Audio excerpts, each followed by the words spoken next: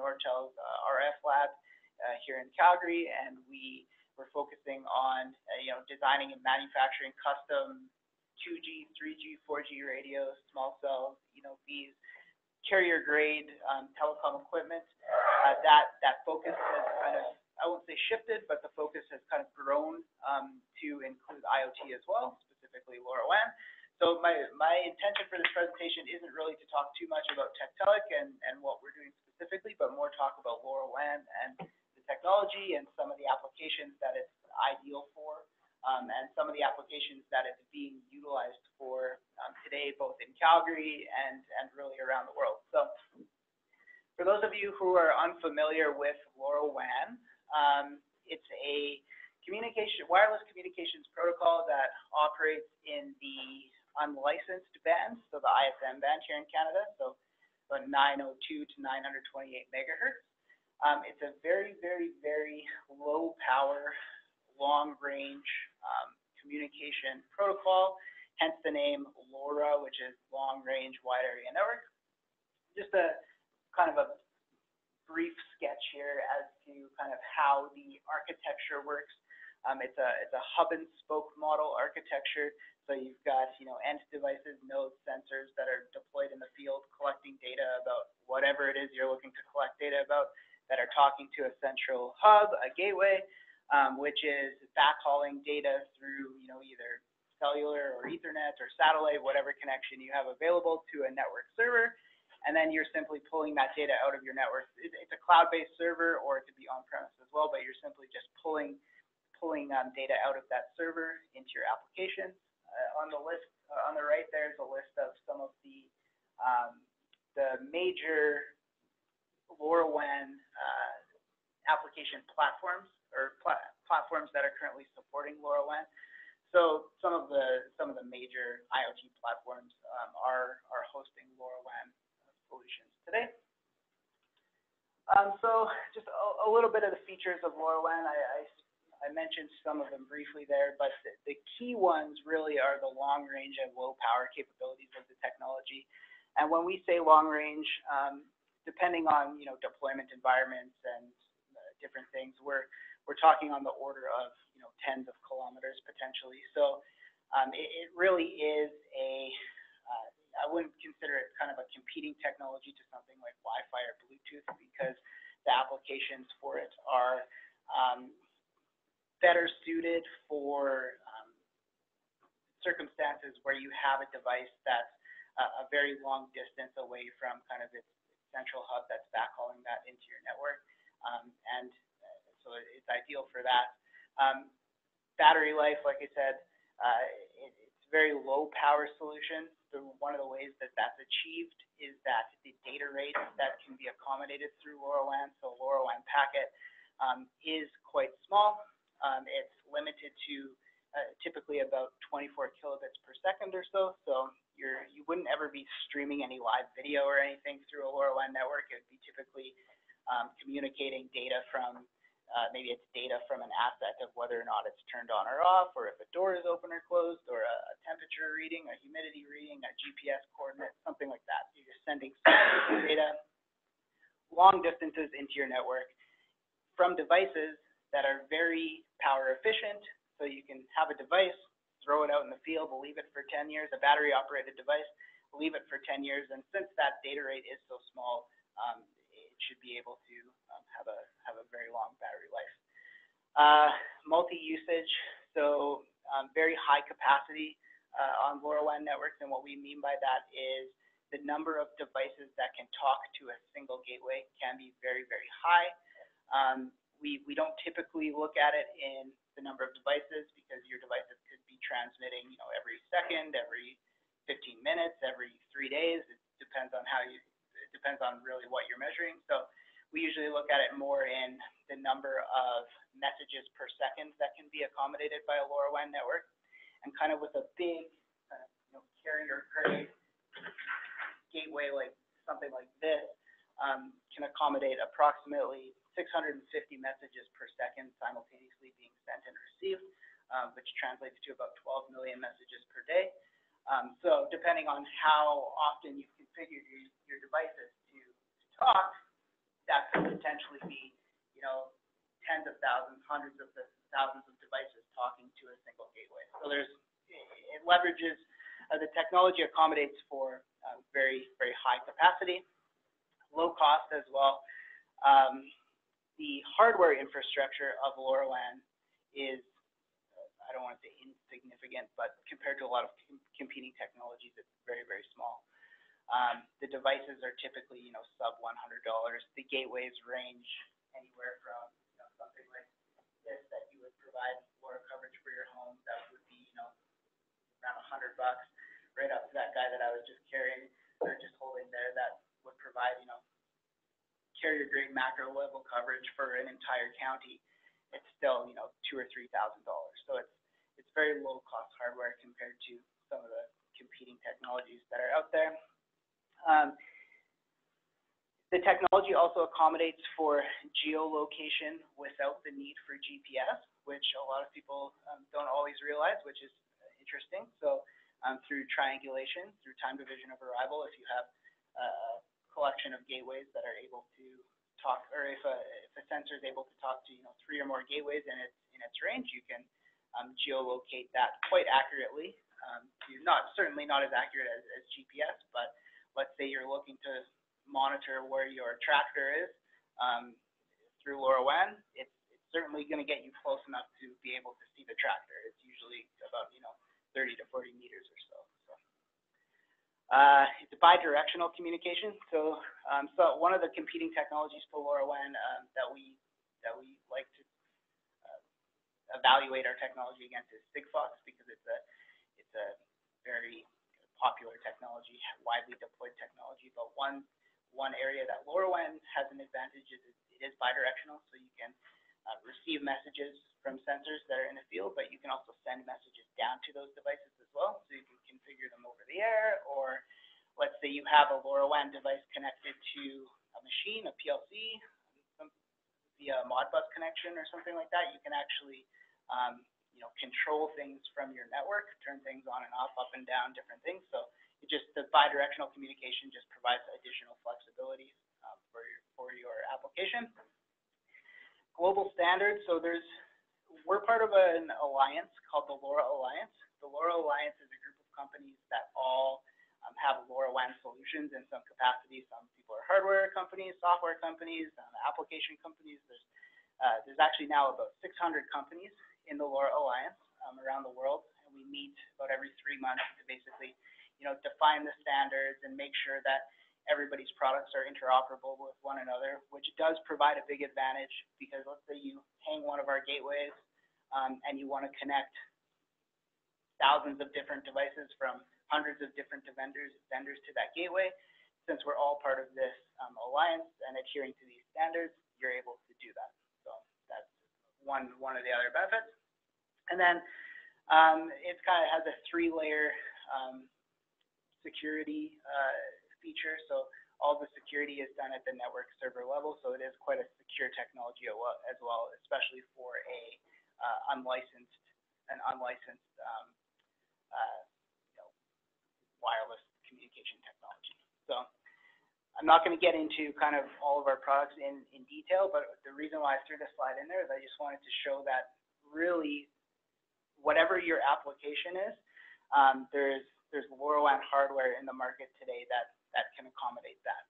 So if you have an indoor solution where you're looking to you know, provide LoRaWAN coverage to a building or an office, there's a little gateways that can do that provide, you know, about 1 kilometer radius of coverage, 8 to 10 stories of a concrete structure.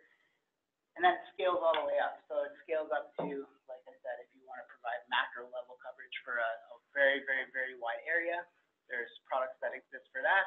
There's also products for unique deployment models that we make and other companies in the LoRa ecosystem make. So we have products that get mounted on, you know, DOCSIS cables. We have products that are designed to be mounted on airplanes, on ships, on trains.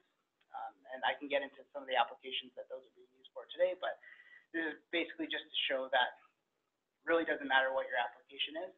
Somewhere in this ecosystem of LoRa companies, there's a solution that's available.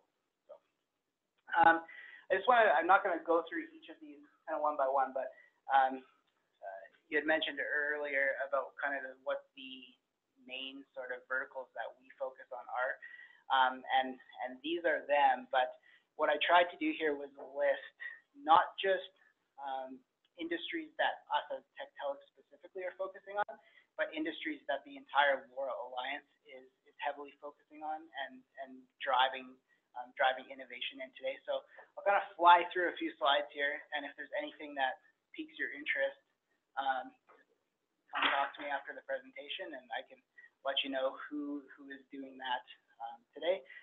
Everything that I've listed here, I didn't just pull things out of the air.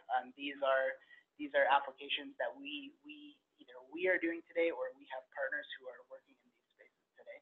So for smart cities, waste management, parking, metering, water metering is a very, very big one for LoRaWAN. There's a lot of companies that have embedded LoRaWAN radios into their residential water meter devices, and have basically trucks with LoRaWAN gateways driving around the neighborhood, collecting data from all of these meters, eliminating the need for somebody to have to actually go up and record a reading or scan the meter to pull that reading. Smart signs, street lighting, air quality monitoring, tracking, flood monitoring, which may be useful here, connected airports, bridge stress monitoring, urban agriculture, snow removal and street cleaning. That's kind of an interesting one. We have a partner company in Montreal called Tektelic, and what they've actually done is they have integrated LoRaWAN into the no parking signs in the city of Montreal. And so when there's been heavy snowfall and the city is going to implement a no parking advisory, kind of like we have our snow route ban, they have little LEDs around some of the streetlights that turn red when you're not allowed to park there, and they're sending that message down from their network to those signs to basically turn on and off via a LoRaWAN network. So again, like small bits of data, turn the sign on, turn the sign off. That's kind of where this technology fits very, very nicely. Building management, I'm not going to go through the whole list, but I'll leave it up for a few seconds so you can take a look through there. If there's anything that jumps out at you, like I said, feel free to talk to me. An example of a device that is ideal for building management is something like this. This is just a little LoRaWAN sensor that can do, temperature, humidity, acceleration. It has water leak detection. It has light detection. It has orientation with respect to gravity, so if it's kind of been shifted like that, it'll let you know. So, these are the type of devices that a lot of people are deploying on a LoRaWAN network to basically monitor the indoor environment of their home or office or property that they manage or whatever it is.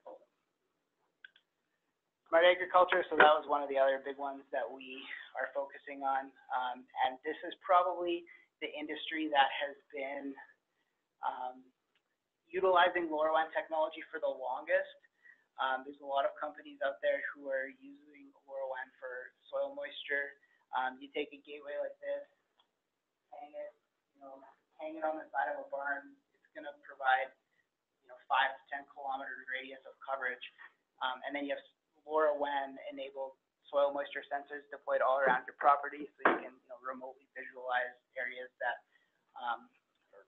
require attention. So it's kind of an ideal solution for a farmer to create their own little private network on their own property without having to rely on having hundreds of devices deployed all connected to a cellular network or anything like that.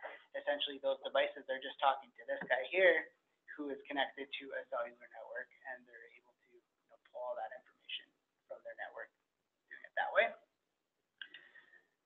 Oil and gas, so that's obviously a big one here. Lone worker safety is a big one. Wellhead monitoring, pipeline monitoring. Preventative maintenance is a big one too. We're working with a company that actually developed an audio LoRaWAN sensor that they fixed to some of their devices in the field, and when basically the noise of the machine should be kind of a constant kind of a constant at all times, and as soon as something starts happening, that noise starts shifting, and they basically get a notification that there might be a problem with this machine. So, and then essentially all the LoRaWAN network is doing is once that irregular measurement occurs, it's sending that notification into the network. Tracking, pallet tracking, vehicle tracking, even animal tracking. There's a lot of those. Going back to agriculture a little bit, there's lots and lots of LoRaWAN connected cattle trackers on the market today. Little collar trackers that you can basically track exactly where your cattle is at any given time, or set up, kind of a geofence thing to be notified when it leaves a certain area. Food services, cold chain is a big one as well.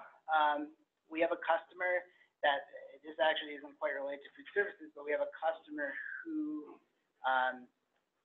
manages inventory medicine for hospitals, and they had an issue a couple of years ago where they had sent medication to a hospital in California that was in an area that got evacuated by wildfires, and the warehouse where the medicine was being stored was on the hospital premises, and that warehouse was not considered kind of an essential service, so it had to be evacuated as well.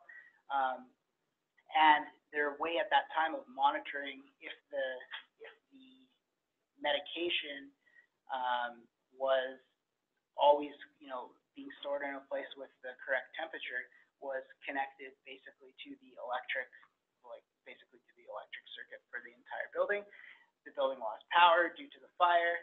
The generators at the warehouse did kick in and make sure that the medication was remaining cool the whole time, but they had no way to prove that because all of their systems that were basically tracking that information went down with when the power went down to the location. They couldn't prove it. They lost millions and millions and millions of dollars of medication. Now they have a LoRaWAN system in place where, if you lose power, these devices are all battery powered, and those are the ones that are collecting the temperature data. They're being sent to a gateway that's tens of kilometers away. That gateway is connected to power, but also connected to a generator. So they're mitigating that issue. Just being able to wirelessly monitor things even when the power has gone out. Health and safety, senior citizen care. That's another one that's kind of being kind of heavily investigated now. There's companies out there that have actually created almost like a Fitbit style device, LoRaWAN device, with a gateway kind of in the senior citizen housing area, and as soon as that person leaves, they're notified. If that person they could have an accelerometer put into the device, and if that person hasn't moved for 3 hours or something, you could get a notification. So just lots of kind of different things that people are working on: logistics, inventory management. I'm gonna skip ahead a little bit here slowly. Children monitoring.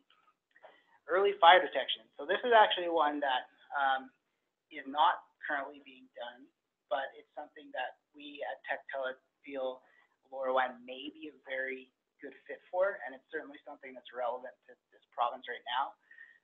So we're starting to look into how wildfire detection is being done today, and if there's any ways to improve it with LoRaWAN.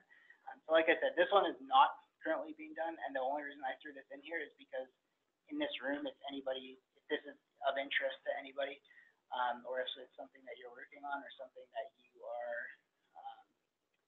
have information about, we'd love to talk to you about it more. And I just want to kind of wrap it up with a kind of a real application that we're doing here in Calgary, just because all of us are in this room here, obviously in Calgary, so it's kind of cool to see what's being done here. So we're working with the City of Calgary. They've deployed a kind of citywide LoRaWAN network that they're using for lots of different POCs and different applications of how they can prove that they're a smart city, which is great. One of them is Devonian Gardens, which I'm sure most of you have attended or been to before. They have a little gateway like this that City sitting up on the 4th floor of the core building there, providing coverage probably to the entire mall. And they have, sensors deployed all around Devonian Gardens, collecting data on soil moisture, temperature, chemical composition and pH, light, how much natural light is getting in, water vapor pressure, moisture and temperature. And then they're just collecting all of that data, and they're able to,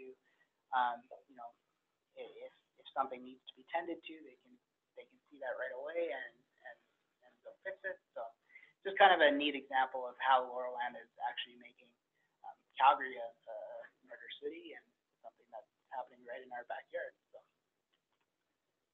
that's it. That's all I got.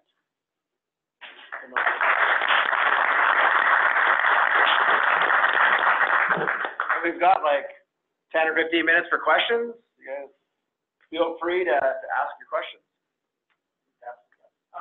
So, I can buy an antenna and put my own LoRaWAN network running on public band.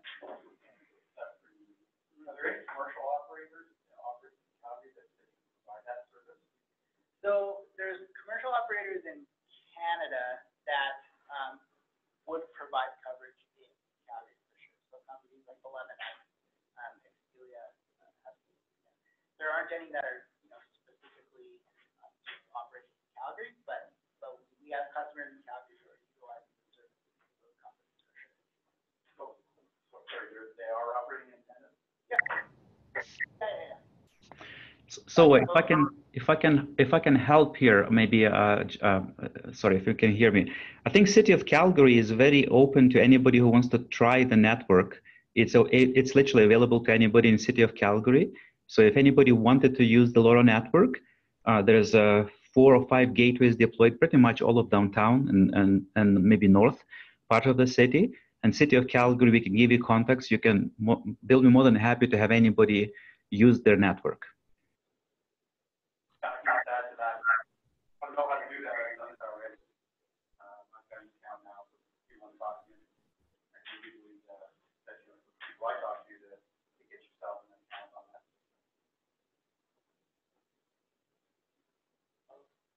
Question is, I'm new to the LoRa, but is there any kind of concern that in big city we will have millions and millions of those devices, they interfere with each other, the quality of connection will degrade actually?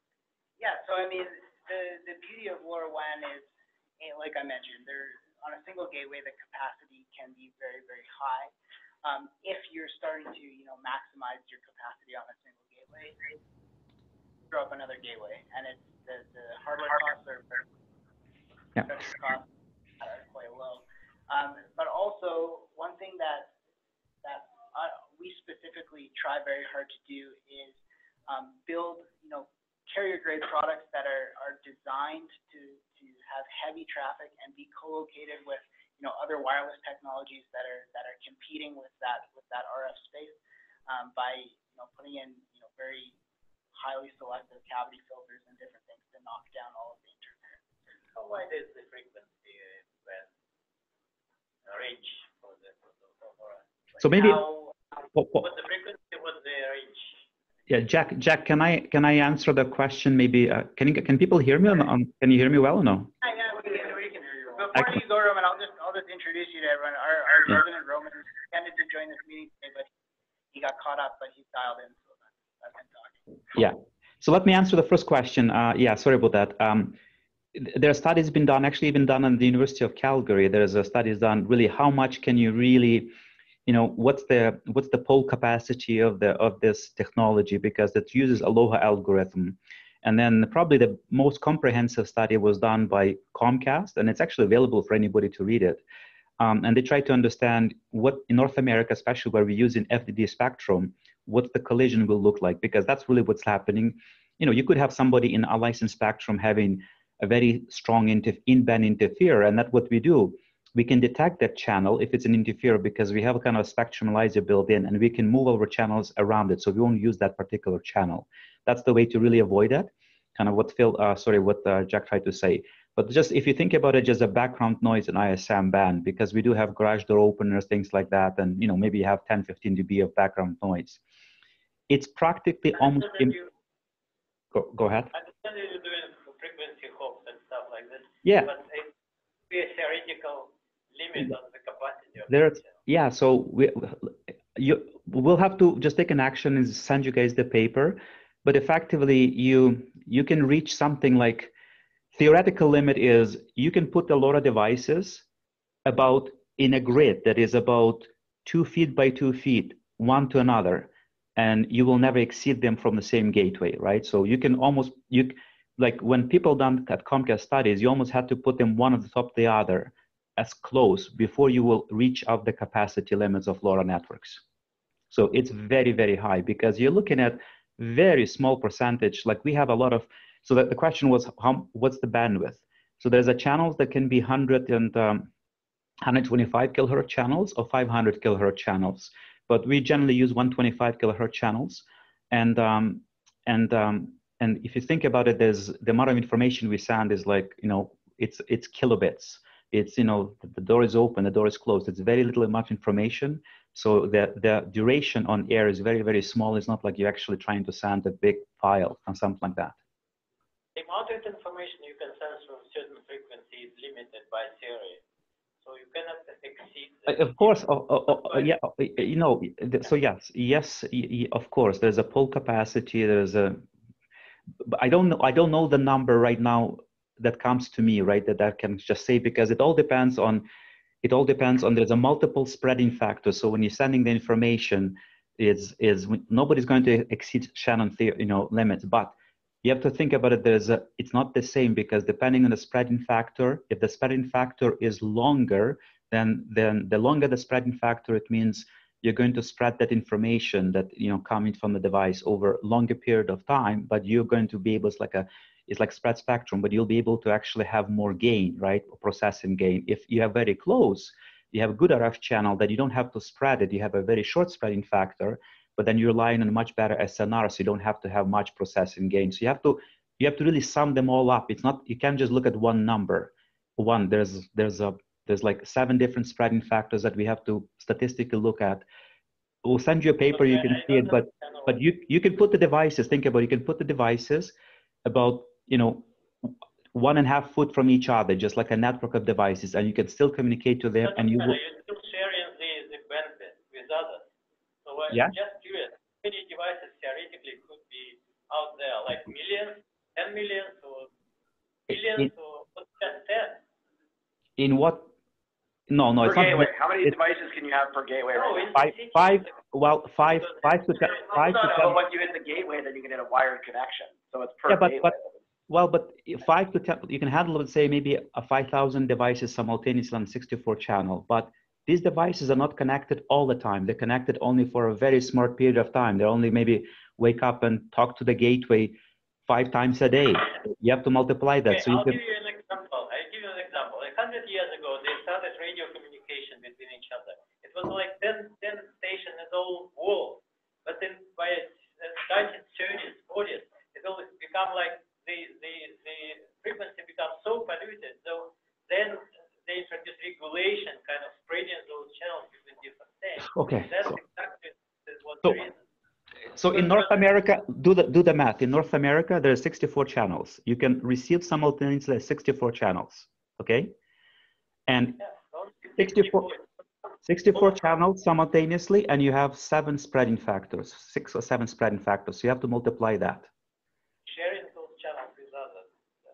Of course, and because there are different spreading factors. So you have 64 channels individual, and you have 7, 8, 9, 10, 11, 12. So you have 6 spreading factors. That's how much you can do simultaneous at any given time. All right, maybe a follow-up would be to circulate the information about the theoretical limits of number of devices and coverage areas and mitigating interference. I'm sure there's papers on that or something we can share amongst on the Slack channel. So, I had a quick question. I'm just interested in like network access at the network level. Your devices don't have SIM cards, I assume, so because you're at broadband, plug and play.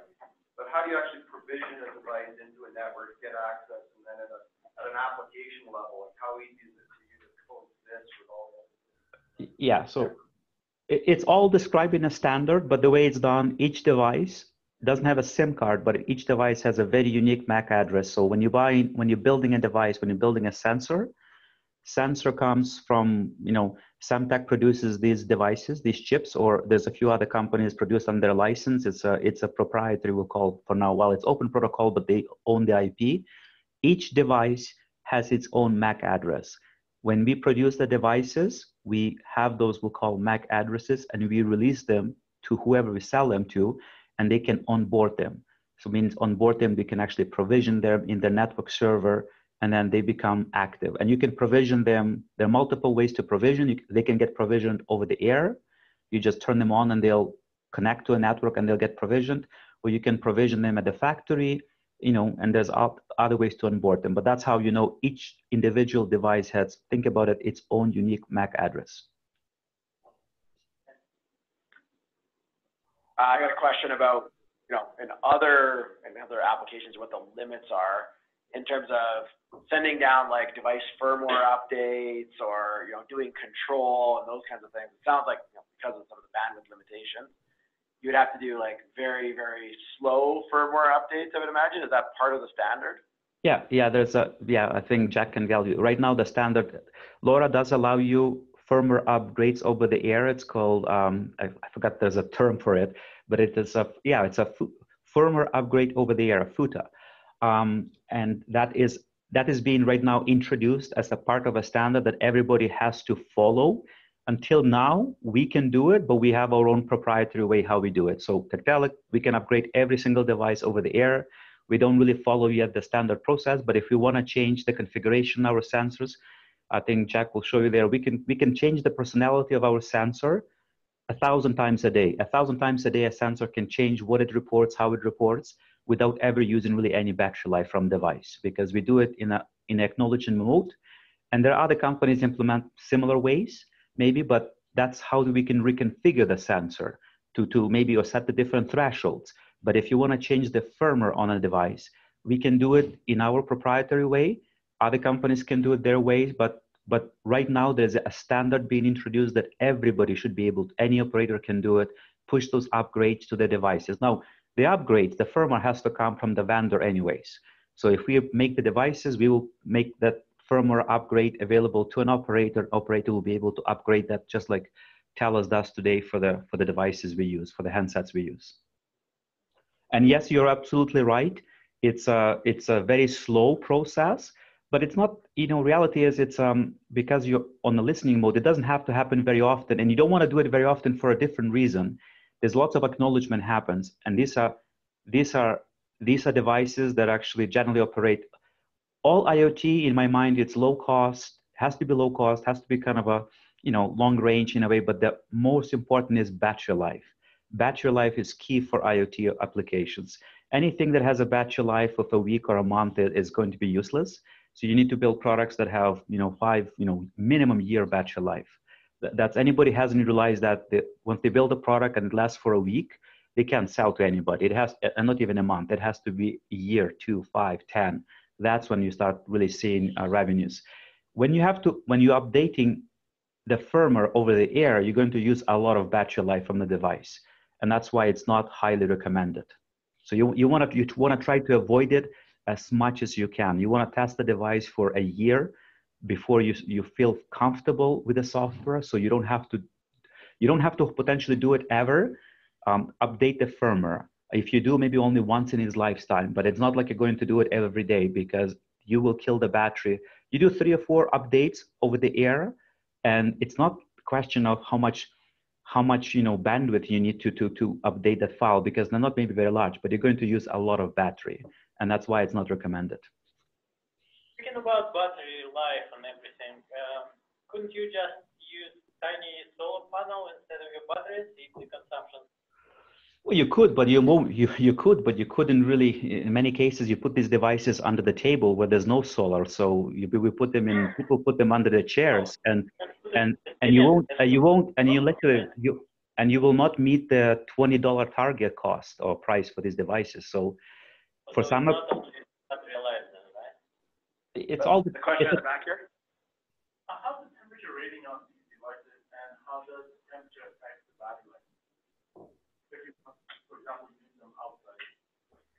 So that completely depends on what device you're using. I mean, there's thousands, if not tens of thousands of, LoRaWAN devices kind of in the marketplace today. Some of them are rated to be, IP67 -40 to +60 degrees. Some of them are indoor products that would be, 0 to 40 degrees. So it just completely depends on the device that you're specifically using.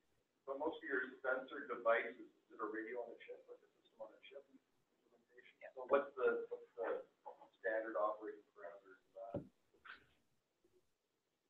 I didn't understand the question. Can you repeat the question? So. Yeah, just asking Roman if the sensor device radio is a system on a chip, what's the operating environmental parameters of that? Is it like -40 to plus? Yeah. So, well, indoor, lots of indoor devices. So yeah, it's not, we don't use module on the chips. We build discrete products, but doesn't really matter. Most devices, silicon, as you said, operate -40 to +85, but that's the device temperature, case temperature. Ambient temperature is -40 to +60. So it means ambient temperature, that's what we design for. If it's for outdoor deployments, and then as Jack said, for outdoor deployments, we use batteries that generally go from -40 to +100 degrees Celsius. They're quite expensive, but that's what their industrial applications call us for. So we put very expensive batteries that are probably the most expensive part in that sensor is the battery, especially if it's a D cells. They're $10 or so each in a very, very high volume. And they do -40 to +100 degrees Celsius, the batteries. For indoor applications, if they're little sensors, they're all designed for like +5 to +30 degrees Celsius. They use C-coin, they call it coin cells, right? Like your standard even AA batteries.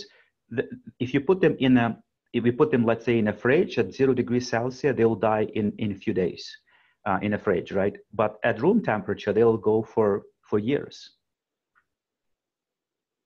All right, so I think that's great. We had some great questions. If you guys have other questions, kind of take them offline. But thank you again so much for presenting and bringing contingent of people to help answer questions as well. But so the rest of it, I think we have the room until 12:30. So feel free to network, meet some people. If you want to follow up with any of the board members, there's a few of us here. Wilson is in the back hiding. Lane is the secretary, and myself is the chairperson. So do stick around, and yeah, it's now it's kind of just open time to mingle. Thanks. If you guys want to see any of these products,